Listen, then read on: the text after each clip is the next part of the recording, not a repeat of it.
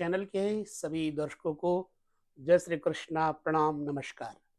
आज हम कुछ लोगों के प्रश्नों के उत्तर देंगे जिन्होंने बहुत अच्छे प्रश्न किए हैं। आपको मैं यह भी बता दूं कि जब आप कोई प्रश्न करते हैं तो जिज्ञासु बन करके करने पर आपको उसका सही और सटीक जवाब मिलता है। कुछ लोग गलत प्रश्न गलत तरीके से करते हैं जिनका जवाब देना हम वाजिब नहीं समझते। एक प्रणाम से लाखों परिणाम बदल जाते हैं। इसलिए कभी भी परिणाम चाहिए तो जीवन में थोड़ा झुकना सीखो। प्रश्न का उत्तर चाहिए तो झुक के करो। जैसे अगर पानी ऊपर की ओर बहे तो भरना मुश्किल है, लेकिन पानी अगर सी बैंड से निकलता है तो नीचे बाल्टी में आता है। ऐसे जो ज्योतिषी होता है उसके पास कुछ बैठ कर लेना है तो थोड़ा झुक कर लेना होता है। ठीक है। और मैं कह दूं, ज्योतिष एक ऐसा विषय है जो परिणाम तत्काल नहीं देता, आने वाले कल में फ्यूचर बताता है। मैंने जैसे कह दिया कि आपके साथ यह घटना घटेगी, मतलब घटी तो नहीं है ना, घटेगी। आप इसमें टेंस देखिए कौन सा इस्तेमाल किया है। देखो, इसमें फ्यूचर टेंस है। तो फ्यूचर का मतलब है ज्योतिष, और ज्योतिष का मतलब है वेद का तीसरा नेत्र। आइए हम उन लोगों के प्रश्नों के थोड़े जवाब दे दें जिन्होंने बड़ी जिज्ञासा के वश प्रश्न किया है। सबसे पहले हम लेते हैं, एक है, मैं आपको फिर कह दूं कि जब भी प्रश्न करना हो तो आप अपना नाम पता जरूर बताएं। अब हम इसमें क्या बताएं, इसमें लिखा फूड नेशन। फूड नेशन ने कहा सर मेरी फर्स्ट हाउस में चंद्रमा और राहु है। ठीक है। सप्तम हाउस में केतु है। श्रीमान जी, आपकी जन्म कुंडली में चंद्रमा है तो किस राशि में है ये देखना होगा। यदि चंद्रमा वृष राशि में है और राहु बैठा हुआ है उसी के साथ, तो निश्चिंत रहें, आपको हानि नहीं होगी, लाभ होगा, यश कीर्ति मिलेगी, संपत्ति मिलेगी, राहु आपकी रक्षा करेंगे। सातवें घर में जब केतु होता है और लग्न में राहु होता है तो मैं आपको बता दूं कि पति पत्नी का आपसी सामंजस्य नहीं बैठता।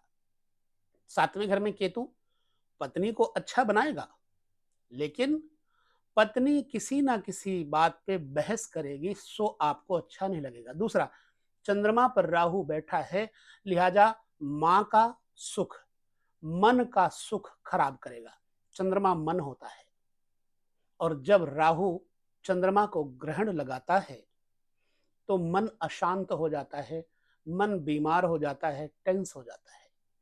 इसलिए राहु चंद्रमा पर बैठे तो ग्रहण योग भी बनता है। ऐसे में आपको विशेष रूप से अपनी जन्म कुंडली का सर्वेक्षण, निरीक्षण करवाना चाहिए, विश्लेषण करवाना चाहिए, ताकि हम आपको पूरी बात बता सकें। ठीक है। उसके बाद हम और एक प्रश्न का उत्तर लेते हैं। आचार्य जी, चतुर्थ भाव राशि देश से देखें या लग्न से देखें?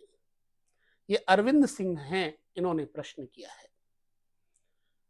आपको मैंने शायद बताया होगा, नहीं देखा है तो आप वीडियो देख लीजिएगा। जन्म कुंडली से चतुर्थ भाव देखा जाता है जब जन्म कुंडली में फ्यूचर के बारे में देखना हो तो। चंद्र कुंडली से तात्कालिक परिणाम देखना होता है। यदि चंद्र कुंडली से आप देखते हैं तो तात्कालिक परिणाम आपके सामने आएंगे। लग्न कुंडली से चतुर्थ भाव देखते हैं तो भविष्य में, वर्तमान में, कभी भी वो समय आ सकता है। लिहाजा चौथे भाव के बारे में देखा जाए तो लग्न राशि से ही आप देखें तो ज्यादा अच्छा है। इसके बाद एक और प्रश्न है, सॉरी, लिखा है इन्होंने, गुरुजी माँ को ना दे सके एक हल्दी का टुकड़ा तो क्या धरती माता को अर्पण कर सकते हैं? और क्या रोज धरती माता को नमन कर सकते हैं? वो तो सृष्टि की माता हैं, क्या ऐसा किया जा सकता है? आपकी श्रद्धा, आपकी निष्ठा बहुत ही वांछनीय है, बहुत ही वंदनीय है, अच्छी बात है। लेकिन यदि माँ हैं, तो माँ ने जन्म दिया है। धरती माँ धारण करती है पूरे विश्व को, लेकिन अपनी माँ धारण करती है आपको, इसलिए माँ को धात्री कहा जाता है। माँ के अभाव में माँ नहीं है, दूर रहती हैं, तो आप धरती माँ को, गंगा माँ को, गौ माँ को यह चीजें अर्पण करके सफलता प्राप्त कर सकते हैं। ठीक है। अब संजय रावत, ये जो पहला प्रश्न अभी मैंने बताया, गुरुजी माँ का अगर माँ को ना दे सके तो, इनका नाम है रामनिका। और अब एक प्रश्न है संजय रावत, गुरुजी मेरी कुंडली में कम भाव में 2 नंबर लिखा है, तो मुझे कौन सा काम करना चाहिए? काम भाव में 2 नंबर लिखा है, यानी कर्म भाव में। इसके लिए केवल आपको जन्म कुंडली में दशमेश से लेकर के निर्णय लेना हो, तो देखिए कि आपका कर्म भाव में 2 लिखा है तो शुक्र हो गया। अब जब शुक्र हो गया कर्म भाव में, तो शुक्र को देखना है कहाँ बैठा है, किसके साथ बैठा है। यदि वो अच्छे ग्रहों के साथ बैठा है, फर्ज कीजिए शुक्र है, शुक्र के साथ बुध बैठा है, तो आपको स्टेशनरी का काम, आपको फैंसी आइटम का काम, कॉस्मेटिक्स का काम, दवाइयों का काम, इलेक्ट्रॉनिक्स का काम, कपड़े का काम, रेडीमेड का काम करना चाहिए।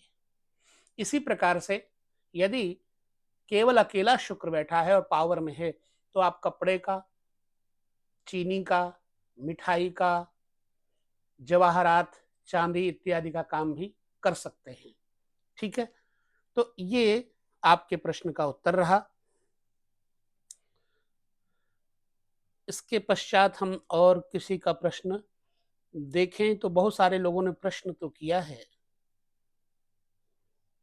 लेकिन प्रश्न का सही प्रयोग नहीं किया।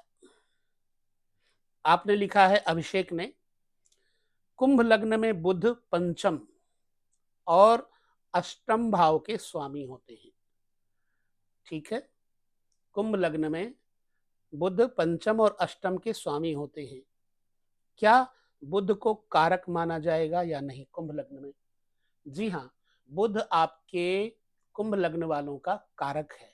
बुध के उपाय यदि बुध अच्छा बैठा है तो करके आप अपने कारक को और प्रबल कर सकते हैं। अभिषेक जी, आपके बारे में मैंने बताया। ठीक है। अगला प्रश्न हम देखते हैं। कई लोगों ने कहा है कि कुछ बातों में आपने गलत बताया है। ठीक है।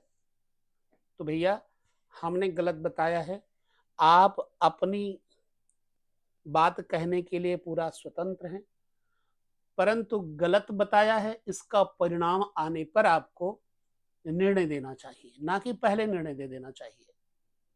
मैंने घास नहीं खोदा है, 40 साल हो गए, बाल सारे सफेद और गंजे हो गए हैं, तो मैंने बड़े बड़े ज्योतिषियों के साथ, आचार्यों के साथ बैठ करके सीखा है, देखा है और लोगों को अपना निर्णय दिया है।